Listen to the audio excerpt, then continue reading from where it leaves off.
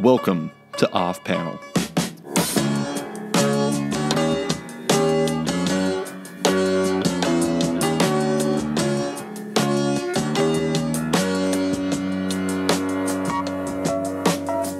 Welcome to the show, everyone. The fabled return of Off Panel is here, and with it comes a guest that is one of my favorite people in comics. He's a senior editor at Oni Press, and the guy who edits, or edited, books like Kaijumax, The Sixth Gun, and Heartthrob. It's Charlie Chu. Thanks for coming on, Charlie. Hello. So, I wanted to start because I'm sorry to say that this podcast is going to have a hard time living up to another podcast appearance you had. You were on a podcast called Life, Leave Me Alone, and it led to your photo showing up forevermore in Google Images under the search Hollywood Douchebag. Yes. I can never live up to that, Charlie. Well, sadly, here's the thing. In the year or two since that interview, I think I'm no longer part of that image search. Oh. But the best part of that whole story is that, like, I think it was because I joked about my last job before Oni, and this is like over 6 years ago. Is I used to work in Hollywood at a movie studio. And so, like, you know, when I first, started working in editorial, like, I was kind of the Hollywood douchebag, even whatever that is, right? And so, part of the Life Leave Me Alone podcast, I think that was part of the title of that episode. Yeah. So it's like forever mapped to my name. So that all came up because Steve Lieber tweeted about it. Mm-hmm. And then, like, I never, for some reason at the time, I didn't really think about why he would Google that. I thought it was just some hilarious thing, he found out, but he just sort of found. And of course, like, this year, he's working on The Fix, right, with Nick Spencer and Ryan Hill, one of the best debuts of the entire damn year, which is all, like, crime and jokes set in Los Angeles. And I literally went back to the tweet Lieber made. I was like, this was totally for The Fix, wasn't it?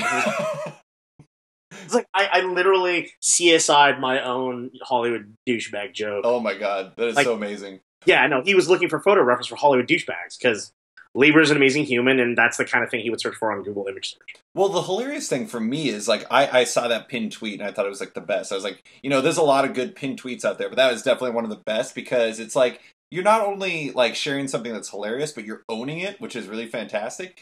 But then, like, today I was kind of, like, searching around, just kind of seeing previous interviews you had done and stuff. And that one came up and it said Hollywood Douchebag. And I'm like, oh, it makes way more sense now. That's why you no, that was not, like, just some random thing attributed to me. You didn't do, like, a stock photo shoot where they're, like, putting the tag Hollywood Douchebag into there?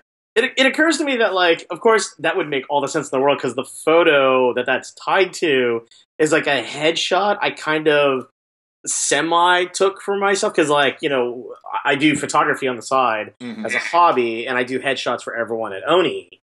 And so, like, that was the one that ended up being used for me. I mean, it's not a photo that I dislike or anything. Right. But, there is a certain smirkiness about my face that, like, totally makes sense. Well, it's fantastic. I love it. But actually, that brings up one of the things I want to say. You did previously have a job in Hollywood. You didn't always work in comics. What made you want to get into comics? Like, was that something you kind of always wanted to do, or is it just an opportunity, or what was it? So it's a mix of a lot of things. So I ended up working at Oni because I had a long relationship with James Lucas Jones, our editor-in-chief, and everyone else at Oni, going back to when we were all little baby kids on the internet yelling at each other on the Warren Ellis forum. Wait, you came from the Warren Ellis forum? Was it Whitechapel? Or no, was it the one before it? Well, this is like Delphi. This is like before Whitechapel. This is before Sleepless Planet. Like all these like the Warren Ellis forum was like just this weird kind of haven for folks who were into Warren's work and comics in general. And so it was where I met like Matt and Kelly Sue, Kieran, and like a bunch of us who are now just sort of like working pros. And it's like, at the time, we were all just random strangers thrown together who'd meet occasionally at conventions like San Diego or like 8. And then, like, people would sort of, we'd talk about comics on the board, but we'd also talk about other things. And, some of us just ended up making a lot of jokes and then having these relationships. So by the time, 2008, 2009 rolls around, the Scott Pilgrim movie is in production. And, like, James and I had been friends since he started at Oni, like, God, I forget. I think he started at, like, 2002, 2003. So he was editor in chief, and Oni was going through like their next phase of expansion because the Scott Pilgrim movie was coming in 2010, and at the time I was working at a movie studio in a story department, and I was sort of like juggling these interviews to sort of like be on my way to like a junior executive at like a production company. So I was on a producer's path. And I was interviewing for like two really great companies, and then it was kind of like James and Oni sort of like, well, would you want to work as an editor? Like, not as an assistant or an associate. I mean, like straight in, not necessarily power of green light, but as close as one can get to that in comics, and especially at a place that does nothing but creator owned. It was like, yeah, I would like to join this band. It was less like being hired for a job than feeling like, your buddy asking you to play guitar in his band, Mm-hmm. Yeah, I that's one of the things I wanted to ask you about is like, I actually think that like the role of an editor in comics is one of like the most commonly I feel like the public perception of what an editor does is like a lot of times people focus on like, at least as far as the internet is concerned, you guys are the people who ruin everyone's fun. It's like, it seems like a lot of times, like, especially when you hear from Marvel and DC, it's like they're the ones who are like screwing everything up. And it's just like, that's kind of what people think about editors. But, I've talked to a lot of editors. I've had them on my podcast. And it seems like a lot of the stuff you guys are doing, you're doing your casting, you're finding the right books, you're doing all kinds of things that, us readers out here don't really even understand. What exactly does your role of like being a senior editor entail? First of all, I would like to couch this in the admission that I am probably the worst editor at Oni when it comes to talking about straight up classically what an editor in comics does. Now, because you basically just got this role and you just make it up as you go along, basically. Well, I mean, it's Oni being primarily creator-owned projects means that, like, people are pitching us books. And, on a philosophical level, like editorial at Oni means that you are the advocate for your creators, whatever that entails. So like there are people who are really good at publishing and have their finger on the pulse of who's new and great, can sort through portfolios and logline submissions and sort of like all the copy editing skill in the world, and have like, the style guides of like punctuation and everything, imprinted on the back of their head. I am not that person.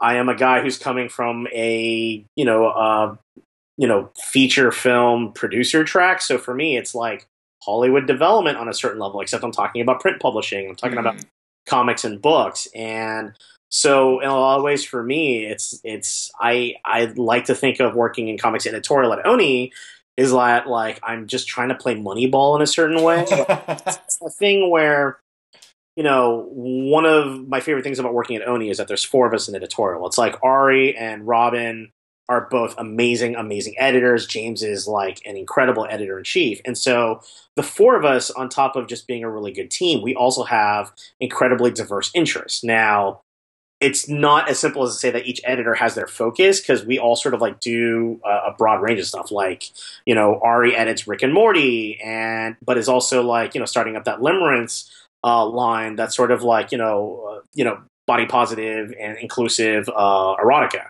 And like, Robin does a lot of like the kids books, but at the same time, Robin edits Letter 44, Ari edits Rick and Morty. I edit titles like The Sixth Gun or Kaijumax, which are, at least as far as Oni is concerned, can be considered the more quote unquote mainstream titles alongside like Heartthrob. But it's like at the same time, I also put together the Costume Quest graphic novel we did with Zach Gorman and Double Fine, which is, a kid-friendly OGN.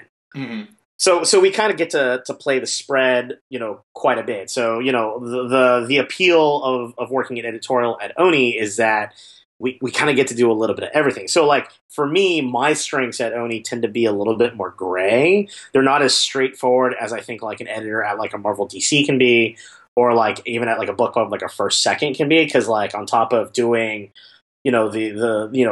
trying to get projects going and trying to get them approved and work them in a conventional sense, it's also like I have a bit more of a stronger hand in things like trying to set up, biz devy deals to do like a Sixth Gun RPG, which happened because I went to Gen Con and met, the folks who do the Savage Worlds RPG and, was sort of able to put some of that stuff together and this is on top of sort of like some of the film TV stuff that I end up getting involved in at Oni. And, you can start to see how like my job becomes a lot harder to define. Yeah, it seems like it's kind of more all-encompassing than you see it like, like a Marvel or DC, or even like, I don't know, you look at somebody like Sebastian Gerner at Image, or he's not even at Image, he just, does Really, freelance work for a bunch he's of. a really good one. Yeah, and he's awesome. But I mean, like, like it seems like his role was probably a little bit different than yours in the sense that like he's kind of like an employee of like the people who are putting the books together, and he's helping everything keep on. Well, I guess it depends on the project, but he's making sure everything stays on deadline, everything's going through, everything's like flowing well,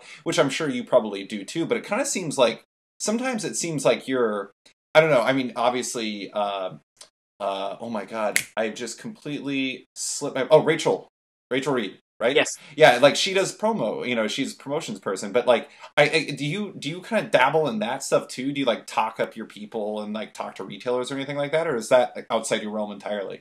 No, I mean, look, on top of, other things, I mean, like, I'm just loud and loud. You seem like a relationship man. Yeah, I mean, I'm the networky Hollywood douchebag guy. I mean, like it's a thing where it all goes sort of full circle, and like, because I'm working on the titles that I'm working on, I have a better insight into what's going on with them. So by the time it lands on like Rachel or like Andrew's desk in our marketing team, they haven't lived with it as long as I have, even though, they're working on a much longer ramp than I think most other publishers work off of. Right. And it's also that thing where like, look, I love working on Kaijumax. I love working on Sixth Gun. I mean, like, I think if you know me at all, it's like my enthusiasm is about as genuine as it gets. Mm-hmm.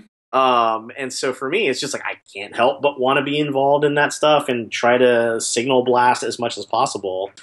And also trying to contribute as sort of like a team player at Oni. It's like, all of us at the company like don't just talk up our own books too. I mean, like we're all trying to sort of like sell all the titles as a unified front. Mm-hmm. Well, that's one of the cool things. I'm like not to like make myself sound like a super Oni fanboy or something like that, but it does seem like. Oh, wait, really quick, how big is the team? I think we're like 14, 15 people, maybe. Yeah, it seems like, you guys all really kind of like, I mean, in a certain way, it's not like you guys start each other's sentence, or like somebody starts a sentence and everybody finishes it or something like that. But you guys have a very collaborative, environment. You guys are all like always like, supporting each other and things like that. And I think it's really fantastic. And I love that, like, it seems like a lot of times when the editors do interviews, it's kind of like all of you together. Like, I think you guys did one for Comics Alliance when you did the submissions. The open submission policy, and like that was great. I mean, most of the time it would just be like, I don't know, like just one editor. It'd be like Axel Alonso or something like that. But instead, it's like all four, and it's like you guys really feel more like a team in a lot of ways. And I guess that is pretty much exactly what you're doing, because that's what you're saying is like you guys work together to try to bring the best you can to your books. There's a really fun familial aspect, especially in editorial, but I mean, like it kind of reaches the entire company. But I mean, on things like that, it's kind of. I don't know. We're all so different at Oni as individuals, but at the same time, kind of like one of the things I struggle with at Oni is that our greatest strength is the diversity of our titles and the diversity of the content that we're making for different audiences. But it's also a double-edged sword in that it's the hardest thing for us because on a branding level, no one really can pin us down as to what the hell we do. Right. On a certain level, like it's that thing where they're like Boom, or no, or they're trying to be like Image, or no, they're trying to be like a First Second. But, the reality is that, like, the way we sort of, pick projects isn't quite so clean and neat. Like, there isn't, like, oh, we need, like, our horror book or we need, like, our action book. So it's a bit more scattershot as to what our release schedule looks like. And it's the kind of thing that I think on a big picture level, like, editorial is trying to wrangle some discipline into that as we roll forward in, like, 2018. But it is that thing where, I don't know, we all have a lot of different voices. Mm-hmm. So rolling it as a team in situations like that, it just makes more sense. Yeah, it is really interesting because like it's hard when you're talking to like retailers. You're even talking to like trying to pitch books to readers in a general sense. It's like from the company that brought you Rick and Morty is Kaijumax, and you're like, wait, that isn't like really a 1-for-1 thing. Maybe there is a 1-for-1 thing there. I don't know. But I wanted to ask you about like how it kind of differs from like project to project. So like for something like Kaijumax, which I'm a super fanboy of. It's absolutely one of my favorite books. I love it to death. Xander Cannon is pretty much doing everything on that. I mean, I know he gets some help on color assists. Yeah, Jason Fisher or Jfish, does color assist on Kaijumax, and Fred Chow does our design for the book. Mm-hmm. But otherwise, it's all Xander. Yeah, I mean, and that's amazing. And he does like the 6-issue seasons, which have been working great so far. But so you have Xander, doing his thing there, and then you have Heartthrob, which has like Chris, and it has Robert, and it has like isn't it Nick Flaherty does color? Yeah, and Frank and Dylan Todd is design. Yeah. So I mean, like you have like a full creative team on that. Does that change your approach at all? Like, I mean, like the way you handle the book because there's like more like players to it, or like is like Xander easier because it's just like really like you just have to kind of interact with Xander? Or is it like, or I have never been able to put a template on how books sort of happen. Like I can tell you, work like they work. Well, it's not even just it actually has less to do with the number of people involved than it is the personalities. Like, it really is more personality driven more than anything else. I mean, like, Heartthrob having a full team spread is, no different than, say, like, Sixth Gun, but, like, the personalities involved in those two books are radically different. Mm-hmm. So, like, the amount that you sort of, like, are interacting with people or sort of, like, project managing them or however you want to talk or sort of describe it, is different. So, like, on Heartthrob, those guys all know what they're doing, and I give notes, and so do the boys on Six Gun. So, like, both teams are pretty, pro. Mm-hmm. But, like, Cullen and Brian on Six Gun live in the same town. Right. So, like, they're breaking story together. And so like, there's a certain level of shorthand, on certain aspects of the book. And certainly on, like, a long-form sort of view of that book versus, say, like, Heartthrob, where Heartthrob is, like, you have like larger arc, concerns with story and everything, but it is a little bit more segmented out, not in a bad way. It's just a different working style. Mm-hmm. And so it's, when you're managing titles, it's so different. I mean, like, and then going back to Kaijumax is essentially a one-stop shop. Right. He's editor. So it's like, Xander and I can just have a phone call. Mm-hmm. Or we can be at a con and he'll just sort of like tell me loosely what his story ideas are for like the next arc or the next couple of issues, and then I'm just like squealing with joy, like while also crying a little bit, I imagine. Oh yeah, no, I am cynical and I love darkness to these books, so I'm also the guy who's probably cheering on the stuff that's breaking everyone's hearts.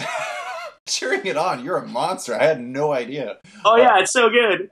I actually want to bring that up because, like I said, I'm like a super fan of that book. But one of the things I think is really fascinating about it is like the tone. It like you're saying it's like it's spectacular with like like the God, what was it, like the fight between when the green humungo and the red humungo combined and turned into like giganto humungo. Yeah. And then like they fought like the police officer who was in like, I forgot what the name of the robot was that he was rolling around in. Chisato, yeah. Anyways, and so they had that whole fight, and it's like, oh, we have this spectacular action, and then there's like some really funny stuff in it. Like, I love the language in it. Like, I love all the slang that Xander created for it. And then like you look at the art, and it's like, I think people will look at the art, and it just kind of seems fun. And I think sometimes like the way that people look at that book can lead to like misunderstanding, and then they like pick up the book. And it's like, I don't know if any book has made me like more like, in a good way, sad than any than Kaijumax does. Like, that book really breaks my heart a lot. I have this frustration with comics in feeling like we're living through what is ostensibly a renaissance with creator-owned titles. Mm-hmm. But I also have this dissatisfaction of feeling like a lot of the titles that I feel like get a lot of attention aren't as emotionally satisfying as they probably could be. And I think, like, I don't know, the comics industry has this readership that has an expectation of how form and function within narrative storytelling sort of should go, which is to say that, like, I don't know, people want their stories to resolve in a way that feels somewhat predictable from a distance, but the execution is not totally familiar. Mm-hmm. Whereas, like, I think the strength of something like Kaijumax is that, like, I think Xander can't help but be Xander in every way. Right. And when Kaijumax was originally pitched at Oni, he had an artist attached. And, for a myriad of reasons, that artist didn't end up being able to do the book. But, like, it was a title that we were like, I still want to do this book. Like, I don't think, I was like, James and I were both like, Xander, you should do this book. And then, like, Heck came out, was nominated for an Eisner for Best OGN. It was like, you should totally do this book. You did this other amazing book at Top Shelf. I think you're ready to do this. You know, it's going to kill you doing everything. You know, and like, you know, and Xander's a guy who's also used to doing everything himself. It was just like a matter of making the scheduling. But anyway, long story short, Kaijumax really works because like I think it's that thing where people in comics talk about wanting stuff that feels original or at least is executed in a way that's original. And it's like, I think Kaiju is a standard bearer for that. I think it looks unexpected. And I think that, you know, there have been challenges sort of marketing book because, again, people think it's a kid book or like a teen book. Right. When it's really like a hard PG-13 or a light R kind of a title because of the tropes that it's playing with. Mm-hmm. And I think that collision is sort of where it makes it interesting. Because I think like if this looked like, you know, for like if it looked like it was put together the way another publisher would have put this together with just to say like a more realistic or more sort of mainstream friendly artist, you'd lose a lot of the inherent sarcasm, I think. Yeah. I would describe it as, even though the book is completely earnest in its storytelling. But I think the art is what adds this layer of irony to the whole proceedings, but it also is like a distancing factor for the horrible stuff that's happening. So you're laugh crying through the entire thing, no matter what. Mm-hmm. You know, and I don't know. It's one of those things that makes this book feel really special to me because it's like no one else could have done this book. This is a guy doing work on such a high level that it's so uniquely him. Yeah, and I really think Xander's art, it keeps you off balance. It's like it makes it so you don't really know what to expect, and that aids the story so much because, frankly, if I was reading a prison story and I knew what to expect, I think there'd be something wrong. Like if you're using tropes, that's one thing, but if you're just like kind of using like the Oz playbook or something like that, I don't think that would work really well. But I don't know. Sometimes I wonder, like, one of the interesting things about Oni's books is like, you know, I'm not saying this is the same across the board, but I think a lot of people, especially, you know, lifers like me, I've been reading comics since I was like 6 or something like that. But I think sometimes, you know, people have a very specific vision of what comic books are and what comic books should be. And so it's like when they go into something like Kaijumax and when it diverges from that, and again, I'm not picking out Kaijumax or anything like that. Sure. I wonder how much that like changes their ability to enjoy it because it's like people really expect and want the same thing, and then when it's different than that, it's just like, well, I don't know about that. That's not what I wanted. And I don't know. Do you think that ever kind of plays against, like, you know, I'm not like disparaging the Oni books, but I do think that's kind of an interesting thing that a lot of people have to deal with, especially like, you know, you guys at Oni and like Image and like Boom and stuff. No, it absolutely makes it harder. I mean, like, you know, playing against expectations always makes things harder on a sheer marketing and promotional level, especially in an industry like comics where, frankly, the glut of titles that are coming out right now makes it so that like people are just so used to having to make snap decisions as to whether they want to buy something. Mm-hmm. You know, so that is the challenge. But I don't know. I'm also a weird duck when it comes to being someone who works in comics because I did not grow up with comics. I came into comics relatively late in life. Mm-hmm. So like, you know, like I think I told you, you know, when we had dinner ages ago. But like, you know, I'm the guy who went to his college university bookstore, picked up Watchmen, V for Vendetta, Dark Knight Returns, and That Yellow Bastard in the same sitting. Mm-hmm. So it was like the first time I read a comic since I was like 11. Mm-hmm. You know, and even then, like when I picked up comics in like 11, when I was 11, it was like very superficial. I think I bought like an issue of Web of Spider-Man, and I think that was kind of it. I had like a passing interest in all the Image Valiant stuff for a brief period. Mm-hmm. And then, like, I never really went back to the medium until, like, you know, I was interning for a movie company, and then they were like, track all this shit. Read a bunch of comics so we can see if we can make a movie out of it. This Alan Moore guy's pretty great, and Frank Miller keeps coming up, so let me check this stuff out. Mm-hmm. You know, and then kind of, like, discovering, you know, creators like Warren Ellis, and then sort of immersing myself. But, like, I don't know, the thing I think that sort of keeps me off balance compared to most readers and most people in retail too is that like I don't have the same nostalgia for the stuff. Mm-hmm. And even then it's just like compared to say like, you know, Ari and Robin in editorial, like Ari Yarwood and Robin are younger than I am, and they have even less nostalgia for this stuff.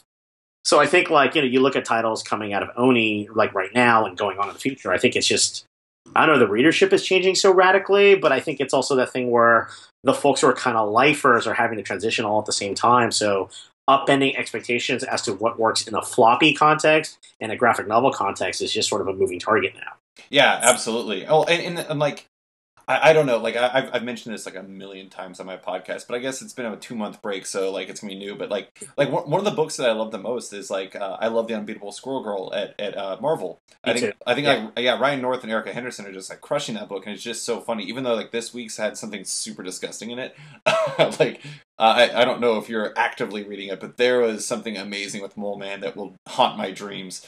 Um, Anyways, but like that's a book that I never expected to love. But I do think like all this stuff is like it's really good for comics, and it's really interesting that it's like it is really we're kind of like this period of growing pains. It's like the market is in a good place, but at the same time it's all like I don't know, it's kind of like a period of disruption, to take a tech term. No, absolutely. I mean, it's funny. It's like, Image has had like the wind at their backs for a while now, Yeah. and it's fascinating watching sort of the phases that they're going through. Like there was a period where like all the Image titles were all new number ones that were all like heavy hitter, mainstream creators doing hard sci-fi titles. Right. It was just all this sci-fi came out all at once, and it's like people are finally getting that out of their system, and it's I don't know the success of things like Lumberjanes, the success of like Squirrel Girl. Like I love how much people are just sort of like trying to see what's gonna stick. Mm-hmm. Is also very much working in parallel and working in favor of folks who want more increased diversity Mm-hmm. in comics, and it also feels like at retail people have a less of a stronger handle as to feeling like what the prototypical comics reader is. Right. So retailers are having to sort of like change up their approaches towards like what they're buying and what the audience really looks like. I mean, the statistic that's been haunting me for like at least the last 6 months is the realization that I think the female readership in comics is now like 51 to 54%. Mm-hmm. And I think that's you're feeling that not just on the titles that would be obvious, like Lumberjanes or the titles that sort of championed by the Valkyries, but I think you're seeing that in the mainstream in a like, and again, this is grossly generalizing it, but I mean the idea that like, oh, women are reading comics, they're reading superhero mainstream titles too. Right. So the appeal of it doesn't have to be sort of like this dude bros spoon feeding, this condescending kind of content where like they're just haphazardly throwing in a female character Mm-hmm. and the talk, but not actually being able to walk it. Where as opposed to say like, Latour doing like Spider Gwen at Marvel, Right. makes all the sense in the world. Mm-hmm. Like Unbeatable Squirrel Girl makes all the sense in the world to me. And it's like seeing that sort of stuff, which is quote unquote experimental, but kind of not really. Like everyone's out to make money. And you're the thing that's really heartening to see is that like it's succeeding. Right. Like it's not just Squirrel Girl, it's New York Times bestseller Squirrel Girl. And I remember when they announced that title, everyone kind of laughed at it. It's like, what the hell are you guys thinking? I know. I was absolutely one of those people because I was just like, why would you make a Squirrel Girl book? Like when there's like, I mean, even if you look at their cast, like they have like Miss America out there, like America Chavez, that everybody wants to have a book, and they've never done that, and they came out with Squirrel Girl. I was like, how do you do that coming off of Young Avengers? And then it came out, and I was like, I'm an idiot. I should stop judging things literally by their cover. That is ridiculous. But yeah, no, one of the books that I really love that I look back in my time reading comics, and I don't think it could almost exist as successfully as it does now. Before now is, and I know he's your guys' boy, John Allison and Lissa Trayman, and I don't remember the other artist's name, but Giant Days. Like, I love that book. I don't know if you've read it, but it is like, it's just kind of like life in college, and it isn't like, it doesn't have like a crazy turn, like one of them isn't a vampire or something like that. And it's just a really fun book, and I like read it and I connect with it in like kind of a, I don't know, like a Raina Telgemeier sort of way. Like Raina Telgemeier, like you read Smile, you don't have to be a 13-year-old girl to agree, but to understand that because everybody's got teeth. It's something we all went through, and yeah, you can finally do a book whose entire hook is being charming and funny. Right. I mean, like, not for nothing. I mean, like that sounds crazy if you think about where the comics industry was, like 10 years ago. Totally. Yeah, it's pretty wild. There had to be two dudes punching each other, and now it's kind of like you can just be funny. Yeah, and I love that. I mean, it makes me really happy that I can just read, because like this, when I was a kid, like I loved, I was a huge X-Men fan. I was like hardcore X-Men fan, but weirdly, like my favorite issues were when they would like play baseball and stuff, and I just like they never do that anymore. They're always like fighting villains or fighting each other or fighting villains and each other, and no more baseball. And I kind of miss that. And like Now you read Giant Days, and I'm just like, oh man, I went to college. This is totally like college, except for in I don't think a time that is now, and also British. But I love it. Yeah, yeah. So actually, I want to ask you. I was like reading another interview you did with the Mary Sue, and you said, quote unquote, progressive diversity comes from business practices. And I thought that was a great quote because it really it's a top down thing. You have to like really embrace it to make it work. Is that one of the things that appeals to you about working at Oni? Oh, absolutely. I just, it's diversity is hard because it only counts if someone's spending money in Right. that belief. So like, Oni's open submissions came out of like us doing a lot more tracking of like what our diversity stats were, and like Ari Yarwood, hat tip to her especially, she did like a lot of the numbers crunching. It sort of was like, here's the projection of the titles we put out in this calendar year, and this we did this. Ari put the numbers together, I think like a year ago, but anyway, and it was like we had all these things that were in development or like in progress, but there was a year where our stats were awful. It was awful on like a gender level and awful on like a race level. And I guarantee you at the time, if you put us up against every other major publisher, we looked great, in context. Right. But for us internally, it felt awful. Mm-hmm. It's not like, where you guys wanted to be. It's not where we wanted to be. And like, it's also a thing where, you can, it's really easy to work on this, titles by the same handful of creators over and over again. And so like, unless you're put in a position where you are actively engaged with trying to change up the nature of who you're hiring, or making sure that like you have an eye towards making sure that diversity is core to what your business practice is, like it doesn't mean anything. Like paying lip service, like I've seen enough titles where it's like, all white dudes do a book, and then like they throw in like one supporting character who's like, trans, but they have no idea what that means. Mm-hmm. And then it ends up blowing up in their face because they didn't do it right, because they were doing it as like window dressing versus like, going all the way and having it just sort of be, I don't know, like I'm constantly, like every interview I've done, I've talked about the Fast and the Furious, but still it's true. The diversity in Fast and the Furious is so casual. It's so like, it's not about having a character who's whatever diversity checkbox has significant meaning. It's that they're just allowed to exist as one of the group, without it being anything. It's funny. I can actually confirm that you do talk about Fast and the Furious a lot because I read about it and I was like I'm trying to remember. Like you brought it up and then immediately somebody on your team was like, "He's bringing up Fast and Furious again." Yep. Now I'm going to talk about Star Trek all the time. That new Justin Lin Star Trek is my new. It was awesome. Reference point. Well, speaking of diversity, like you, and also the open submission policy you guys did. One book I'm really excited about that's coming out from Oni, I don't know when it's coming out, is The Black Mage by Daniel Barnes and DJ Kirkland.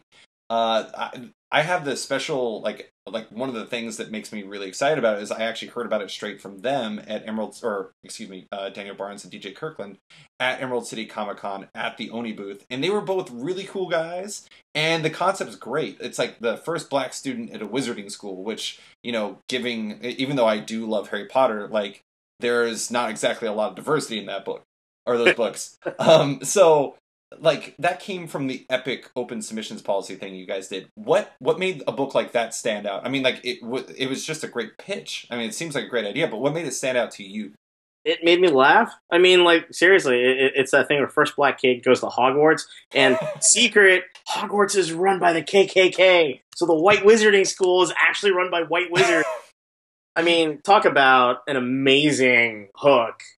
That, and again, the whole context for us talking about open submissions was diversity, right. And we talked about it loudly, even though that wasn't like sort of the main thrust. Like it wasn't the end all be all of what the pitches that needed to come in were. But like Daniel Barnes's pitch, he kind of hit it exactly the way I like that stuff sort of handled, which is like kind of like right all up in your face, mm-hmm. and then making it funny. I mean, it's like one of my favorite movies I saw in the last year was that like I caught up with the movie Dope by Rick on Netflix, and it was kind of eye opening. And it was kind of tonally like, I wish I could communicate this is the kind of stuff that comics needs to do more of for diversity. Mm-hmm. And it's like Black Mage was one that kind of came out of like feeling like, oh, this guy, this writer gets it. And then yeah, it was like, we've been like just sort of like, this is the boring part where quietly we're just sort of like working on script, and we're passing outlines and scripts back and forth, and I'm sure DJ is clawing at the wall somewhere wanting to just be let loose. Yeah. No, I mean, in the book just sounds really fun. Although I don't know if this is okay if I say this. I remember the 3-word phrase you used to describe it to me at Emerald City Comic Con was "quote unquote" racist Harry Potter. Yeah, I'm okay with that. Okay, yeah. When you said that, it's only uncomfortable to say that, but well, when you said that, I mean, I'm being totally honest. Like, not to say that I wasn't interested already, but when you said that, like, that is like a really good hook. Like, it makes sense. Like, it makes sense that there would be like a wizarding school that's like really old school and staid, and turns out it's actually like super racist. But I love the bent.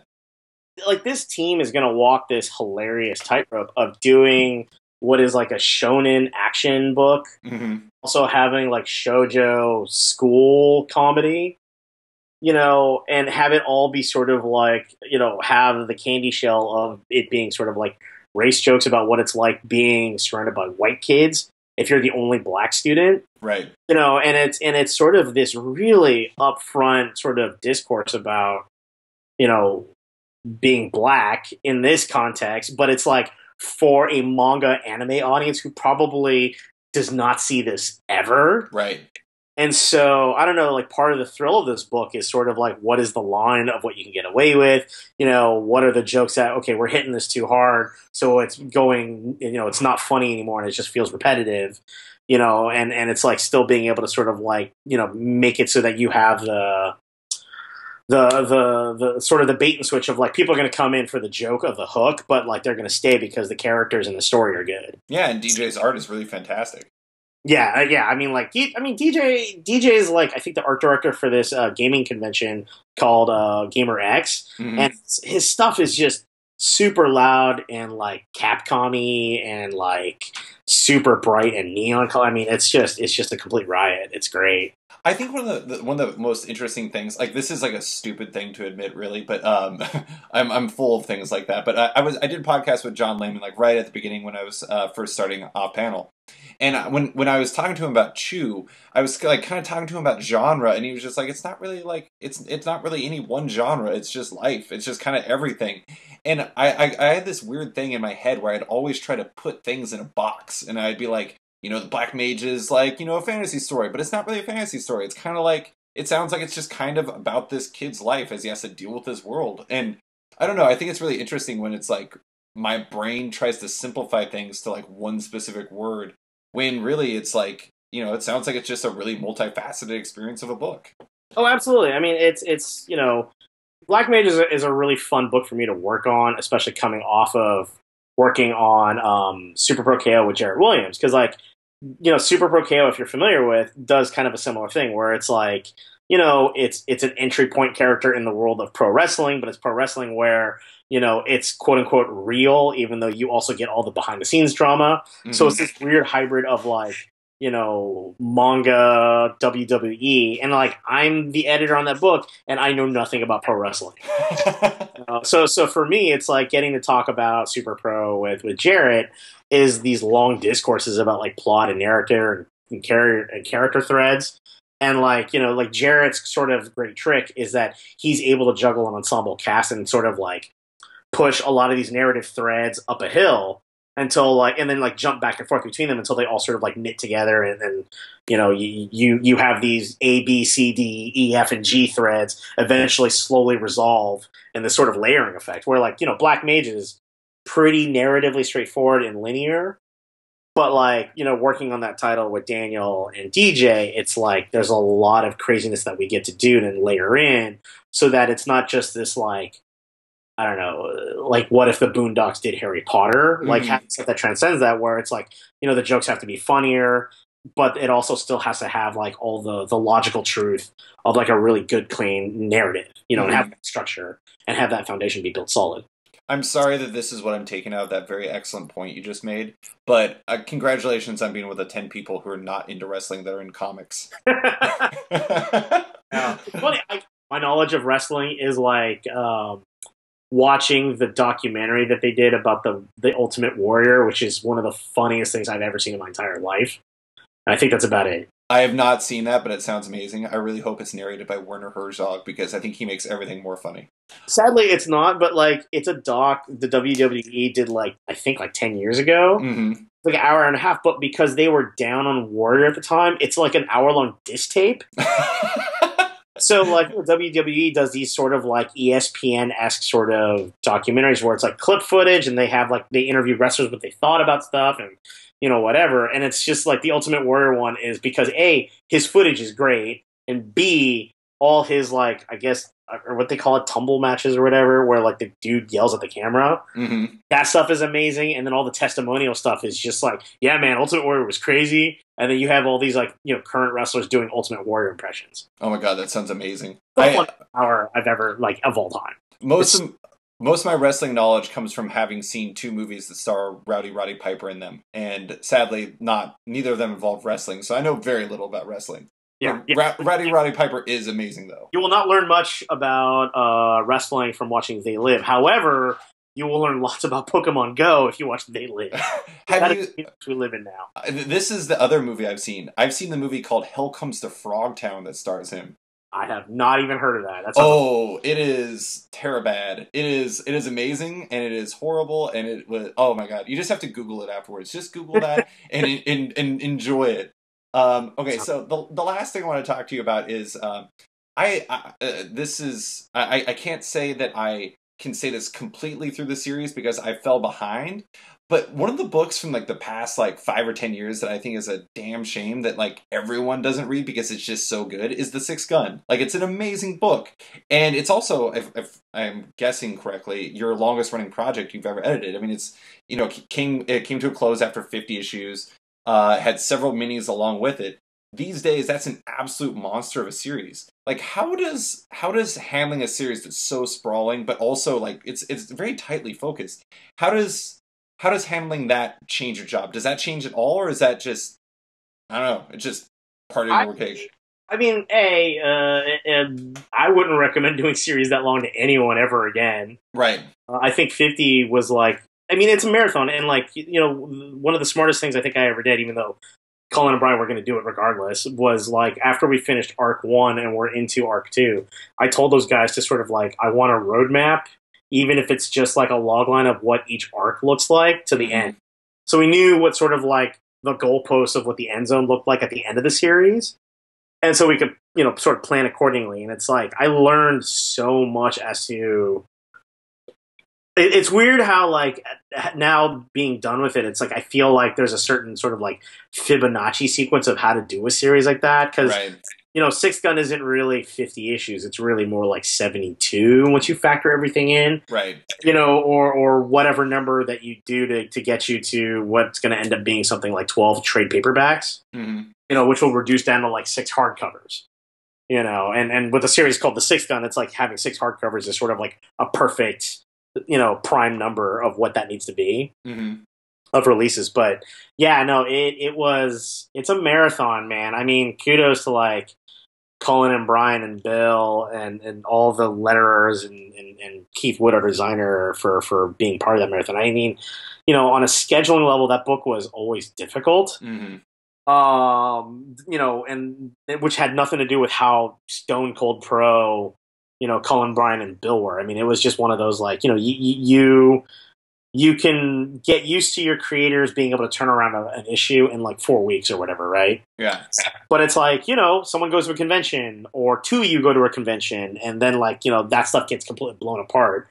And those are things that sort of have a ripple effect on your schedule. So it's a lot of planning on the fly. I mean, we launched the system with a pretty hearty lead, but long form series now at Oni, it's if you're doing anything of any length, it's you are needing to sort of bank a shit ton of issues. Yeah, because I know that for Heartthrob, there was I think they had 5 issues done before they even started, before it was even released. But one thing that was one of the things I was going to ask you is one of the unfortunate things for The Sixth Gun was it was a sprawling series right during the time where everyone started renumbering.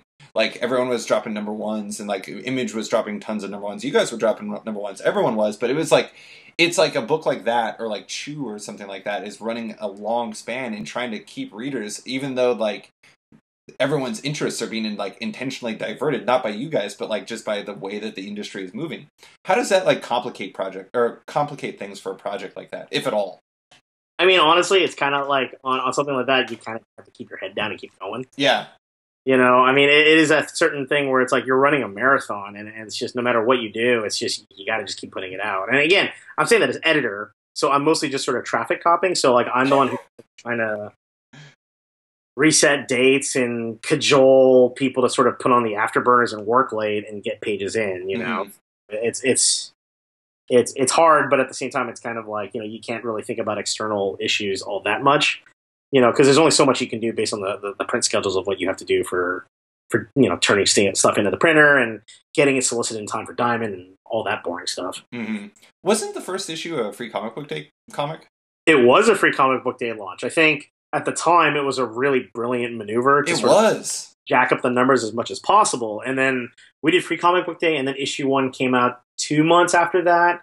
And even then, when it hit street, number 1 and number 2 were on sale the same day.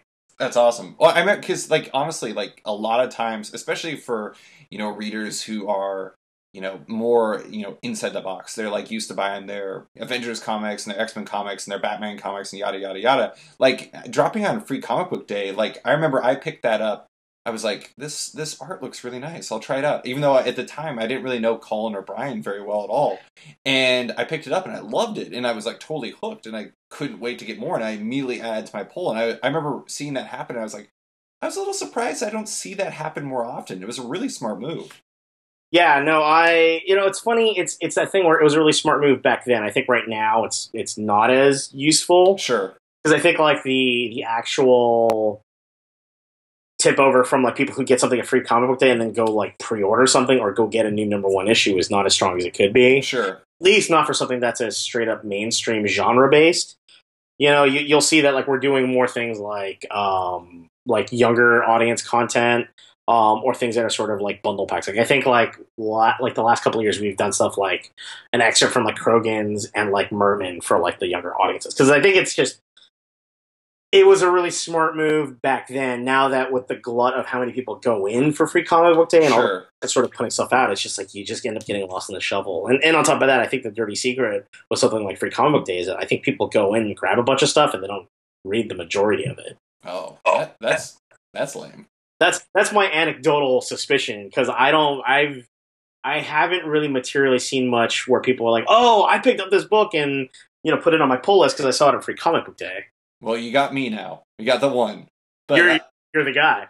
Okay, so this is the last real question before we go into 5 questions that are totally random. But I've come to this theory that Nick Filardi is actually secretly Oni Press's like quiet MVP.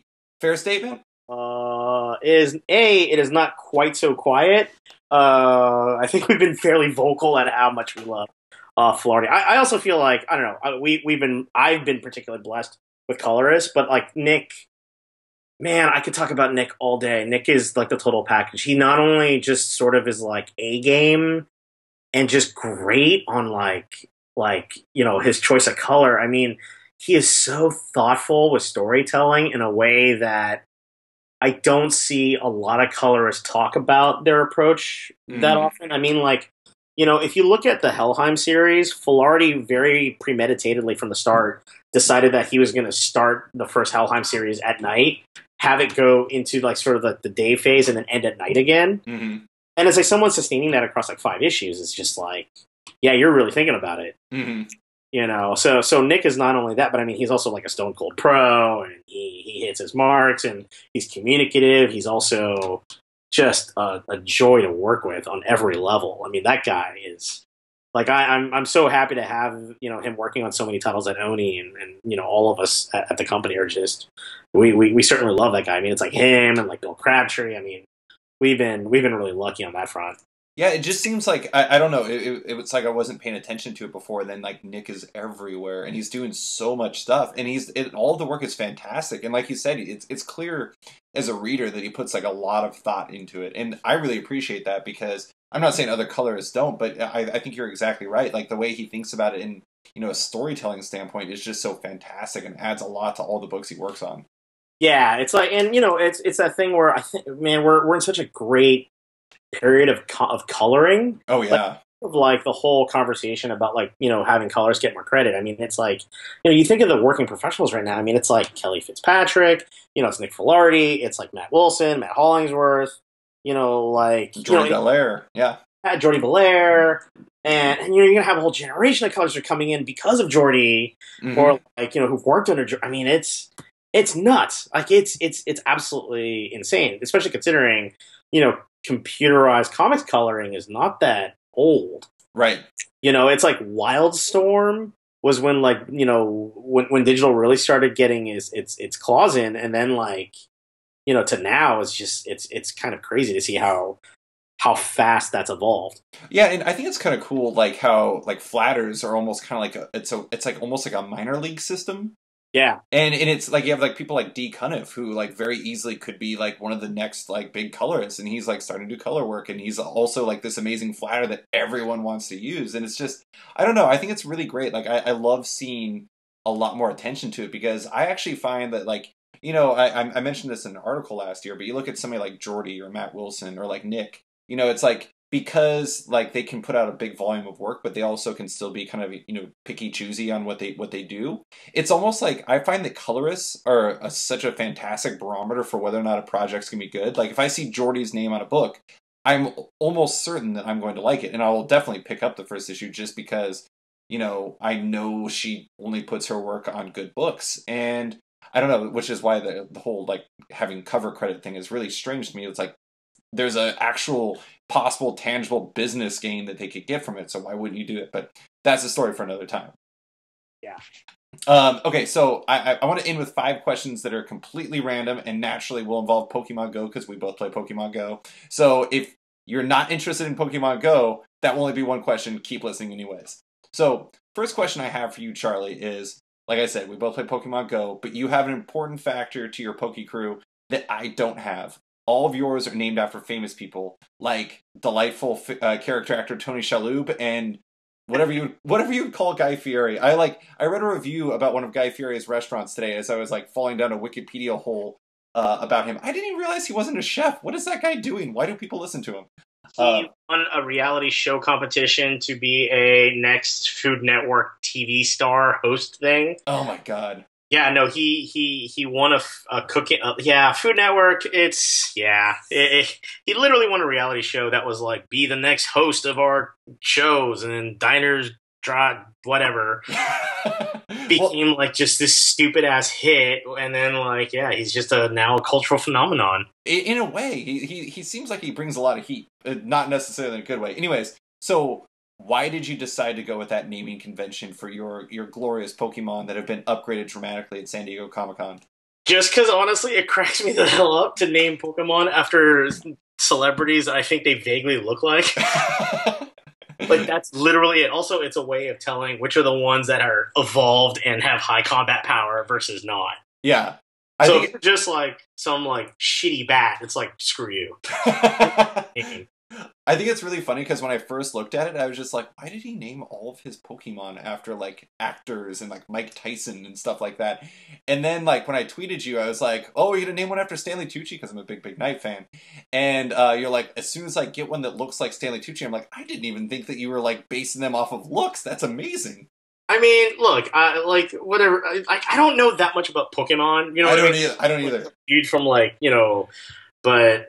I don't know, like I'm looking right now. It's like, I don't know, I evolved an Eevee, and it was the blue one, and it looked vaguely like Jeremy Piven, and so I was just sort of off to the races. Like the Growlithe or whatever that's evolved, it just has a Matt Damon looking face to me.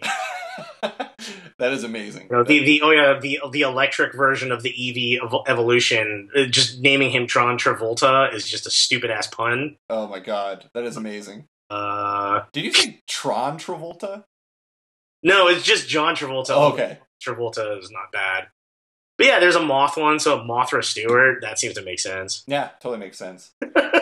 I love it. All right. Is a Seth Rogen, because he just looks like Seth Rogen to me. I really wish you could hear him laugh when you turned on the sound. It would just do Seth Rogen's laugh every time you fought. Oh my god, that would be amazing. That would be amazing. All right, so next question. This is like my favorite question to ask anybody. It's going to be perfect for you because you love food.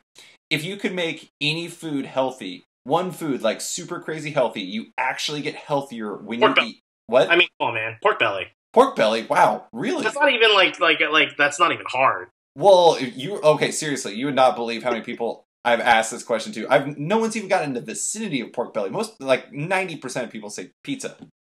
Well, you look, it's fatty pork, so that gets you pork belly, but also gets you bacon. That's true. So basically, I'm just making fat.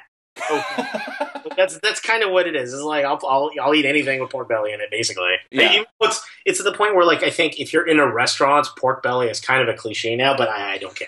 It tastes delicious. That is a perfect answer. I appreciate you. I should have expected that you're going to give me something that was completely original, but I did not. I did not see pork belly coming.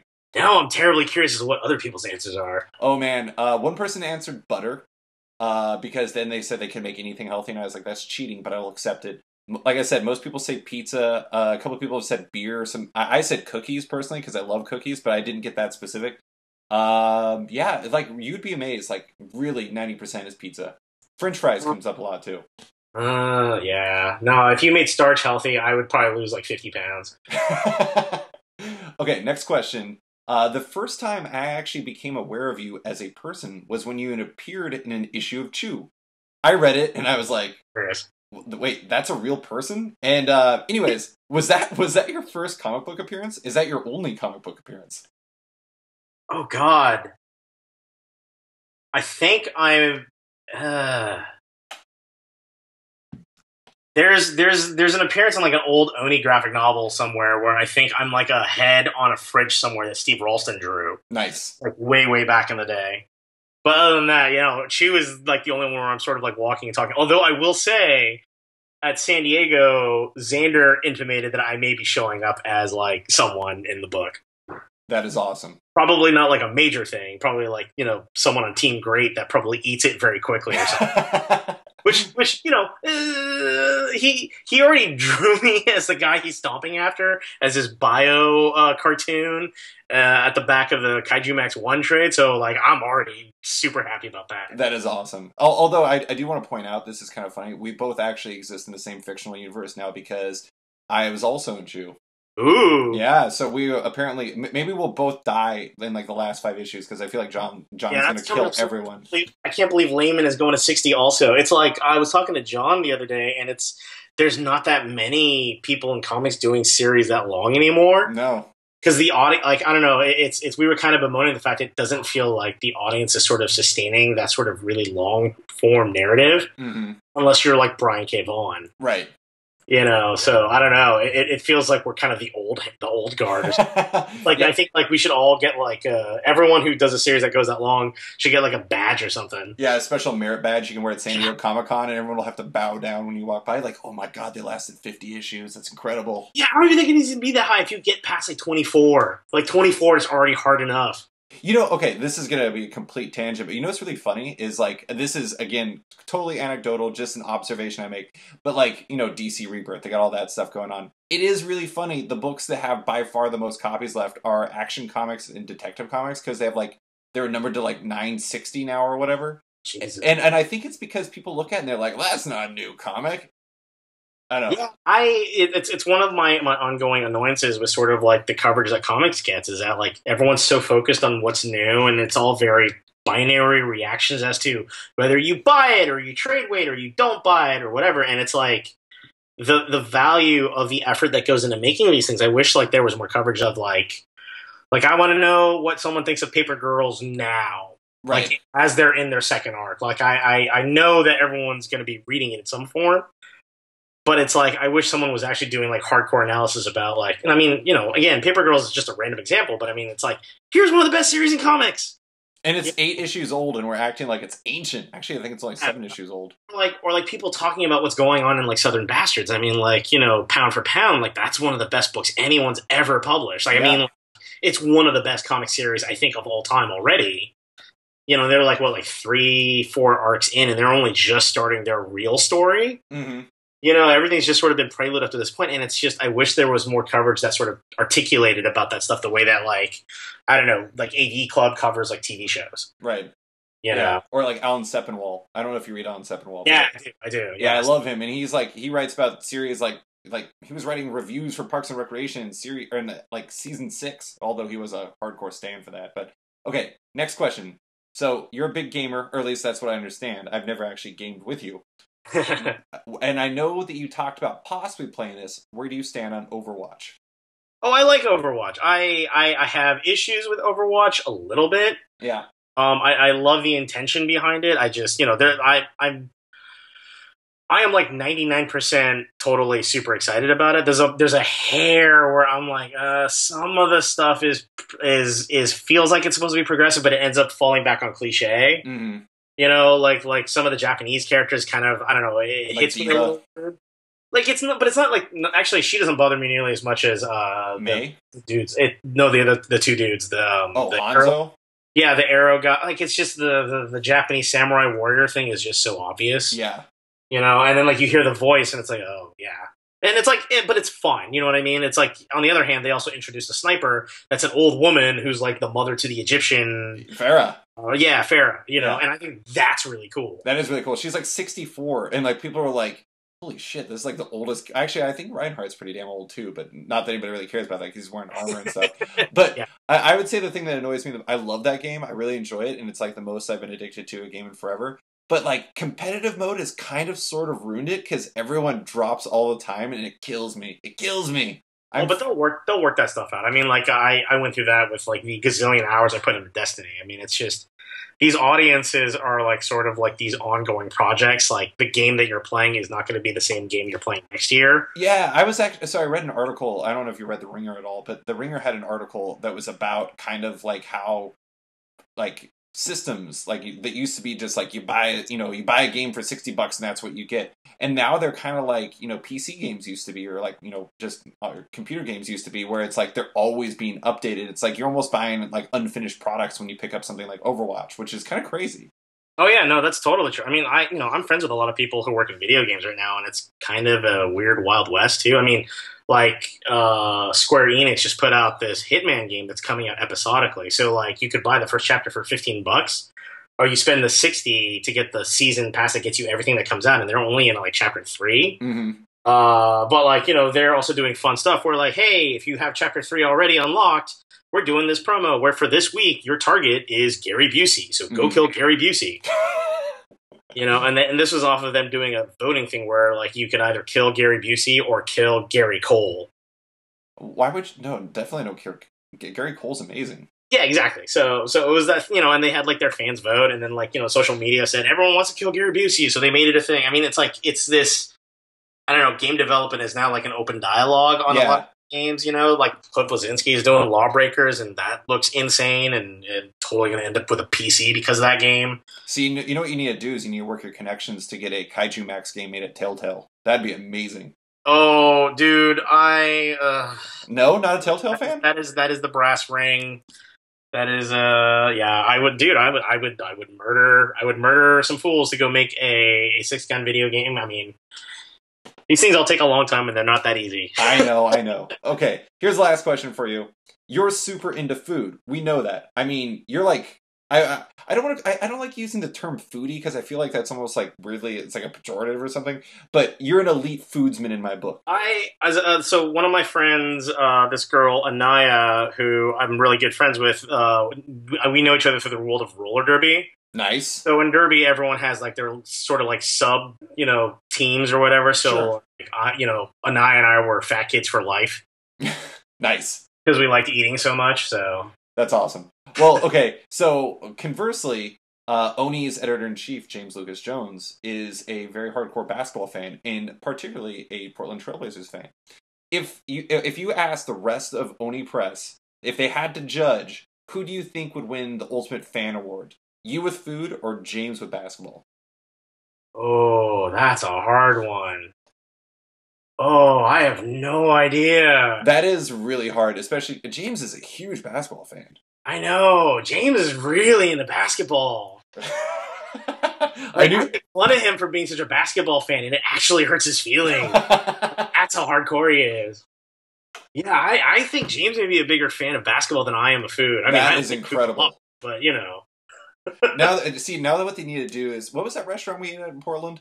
Oh, Ox. Ox. They need to move Ox into the Moda Center or the Rose or whatever you want to call it, and then you guys can go together and you can sit in some sort of like swank luxury box and eat Ox while watching basketball, and you have best of both worlds. That is the last thing I need because man, I really will become just like obesely gross.